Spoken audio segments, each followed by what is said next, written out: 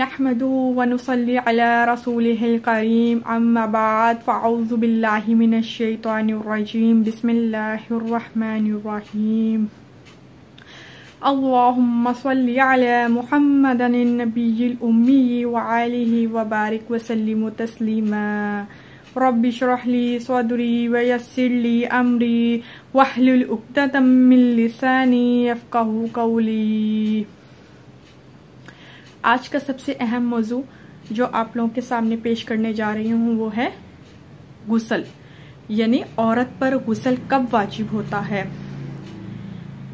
औरत पर गुस्ल कब वाजिब होता है बहुत अहम है, जो हमारे यहाँ 80% औरतों और लड़कियों को नहीं मालूम होता कि औरत पर गुस्ल कब वाजिब होता है, किन सूरतों में औरत पर गुस्ल फ़र्ज हो जाता है। नाज़रीन, बहुत अहम वीडियो है। वीडियो की मुकम्मल इंफॉर्मेशन के लिए वीडियो को मुकम्मल देखा करें, वीडियो को लाजमी पूरा देखें ताकि कोई ऐसी बात जो आप ना सुन सकें, जो आपकी आधी हो और बात अधूरी हो, जिसकी वजह से आपको कोई फ़ायदा हासिल ना हो। बेहतर है जो भी मसला दरपेश आए आप उसको तफसील से सुने ताकि आप उससे इस्तिफ़ादा हासिल कर सकें। तो नाज़रीन, हमारे चैनल को लाजमी सब्सक्राइब करें, दूसरों के साथ सदका जारिया शेयर करें ताकि इसका सवाब आपको भी मिल सके और मज़ीद हम आपके साथ इस्लामी नई नई वीडियोस शेयर कर सकें, आपकी इंफॉर्मेशन बढ़ा सकें दीन के हवाले से, इस्लाम के हवाले से और क़िरात और कुरान के हवाले से।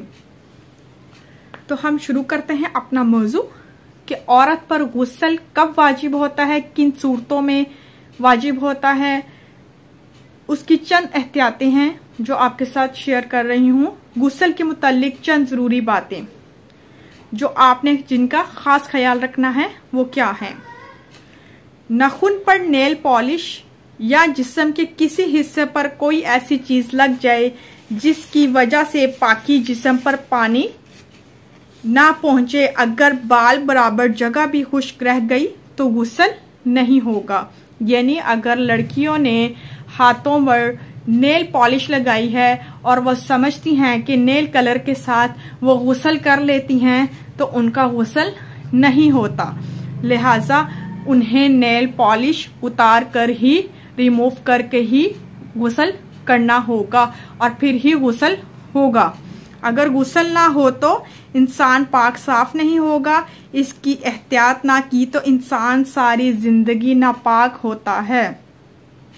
और ये 100% श्योर मैं कह सकती हूँ लड़कियों को नहीं मालूम होता।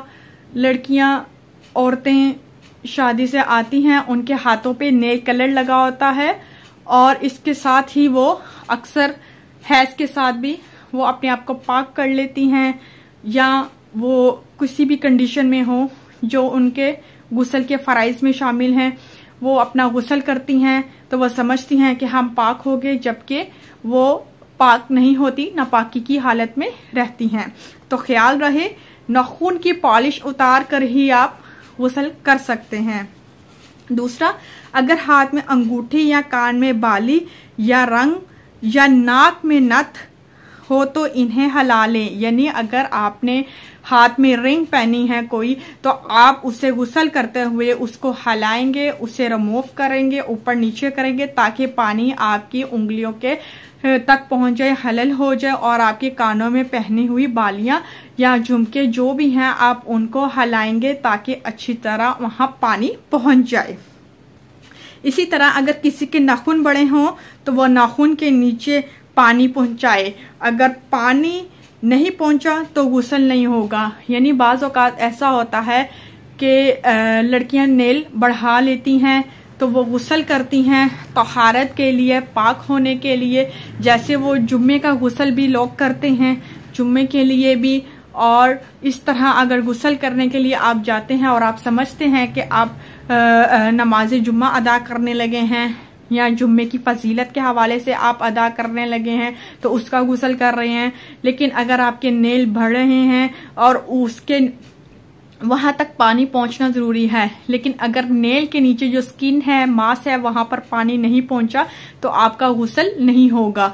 तो बेहतर है कि नेल काट लिए जाएं, लेकिन किसी मजबूरी या किसी जल्दी की वजह से अगर आप नहीं काट सके तो उसका हुक्म यह है कि वहां अच्छी तरह पानी को पहुंचाएं, यानी कि अपने नखनों को साफ करें और वहां पानी पहुंच जाए।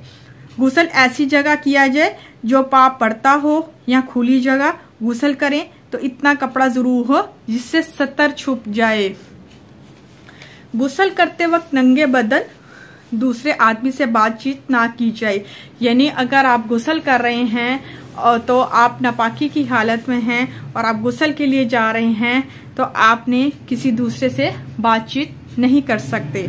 ऊंची जगह बैठकर गुस्ल किया जाए ताकि गंदे पानी की छींटे बदन पर ना पड़े। और अगर आप शावर से गुस्ल कर रहे हैं तो वो उसमें यही हो जाता है कि आप एक आपकी जो गुस्ल खाना है वो एक अलग जगह पर है, जिससे आपका बदन जो है नापाक ना हो, फजूल गंदी छींटे ना पड़े। इसके बाद सहाबा इकराम रजी अल्लाह ताला अन्हों के दरमियान गुस्ले जनाबत का मसला पेश आया। एक गिरोह कहता था सिर्फ दखूल पर ही गुस्ल वाजिब यानी फर्ज है, यानी दखूल पर यानी वाटर डिस्चार्ज जरूरी नहीं है, खाली मर्द के दखूल से ही जो है वो गुस्ल औरत पर वाजिब हो जाता है।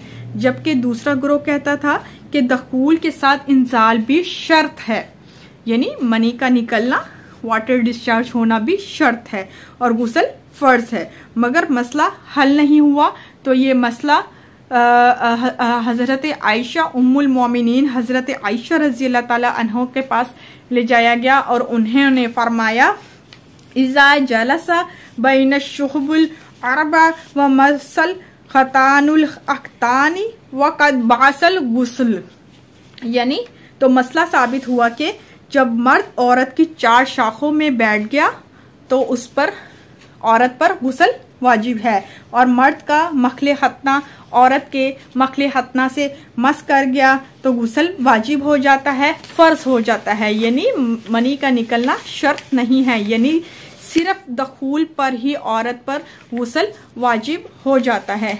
यानी और मर्द जब औरत के पास 4 शाखों में बैठ जाता है तो औरत पर गुस्ल वाजिब हो जाता है। इंजाल का निकलना शर्त नहीं, तब भी गुस्ल जरूरी है, गुस्ल फर्ज होगा। वजूबे गुस्ल कहा जाता है। वजूबे गुस्ल का मतलब गुस्ल वाजिब हो गया।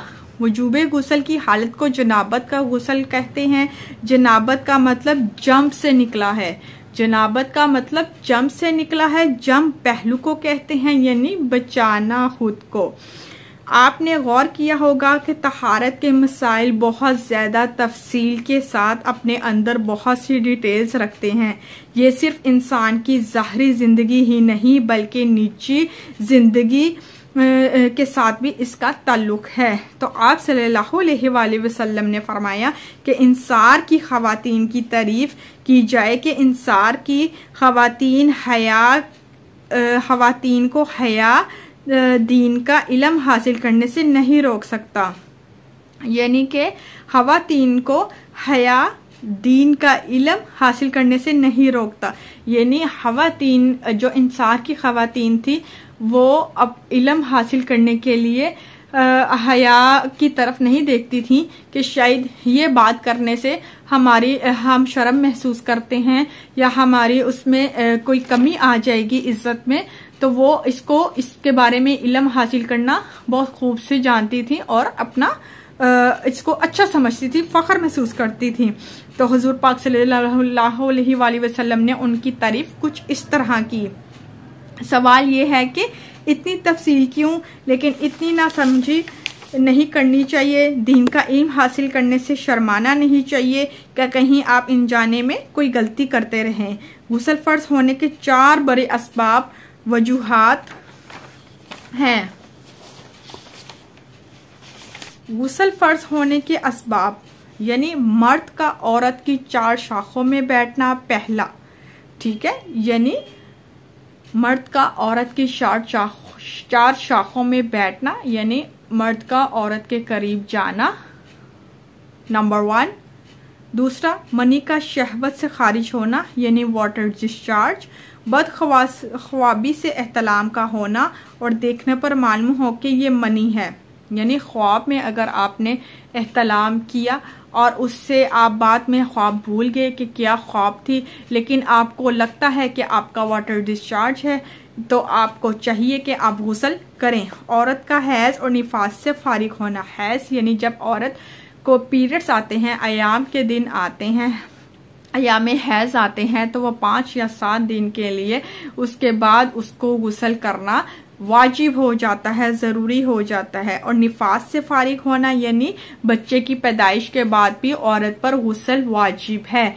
ये 4 जगह हैं जहां पर औरत पर गुस्ल फर्ज किया गया है, वाजिब है। ये 4 असबाब हैं जिनकी बेस पे औरतें, लड़कियां गुस्ल करेंगी।